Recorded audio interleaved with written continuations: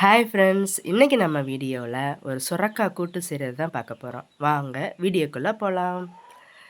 இப்போ இந்த சுரக்காய் கூட்டு செய்கிறதுக்கு ஒரு குக்கரில் 1 டம்ளர் அளவுக்கு பாசிப்பருப்பை நான் எடுத்துருக்கிறேன். இது கிட்டத்தட்ட ஒரு 150 கிராம் இருக்கும் பாசிப்பருப்பு. இப்போ அலசி வச்சாச்சு. இப்போ நறுக்கி வச்சுருக்கிற சுரக்காவையும் அதோடு சேர்த்துக்கலாம்.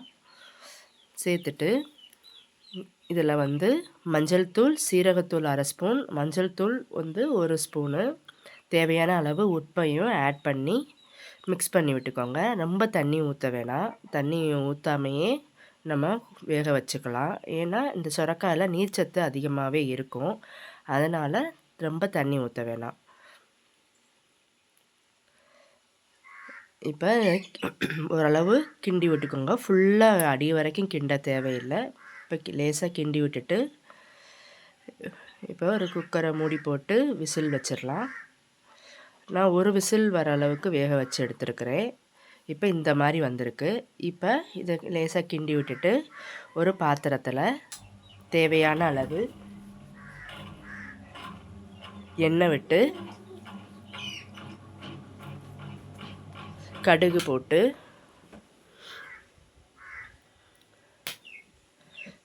வெங்காயம் ஒரு 4-5 வரமிளகா சேர்த்துருக்கேன். நான் கூடவே கருவேப்பிலை போடணும்னா போட்டுக்கோங்க.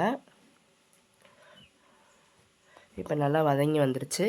இப்போ நம்ம வேக வச்சு வச்சுருக்கிற அந்த கூட்டையும் இதில் அப்படியே ஊற்றிடலாம். ஊற்றிட்டு அடிப்பிடிக்காமல் கிண்டிக்கிட்டே இருங்க. இப்போ இந்த மாதிரி நல்லா கொதித்து வர ஆரம்பிச்சிருச்சு.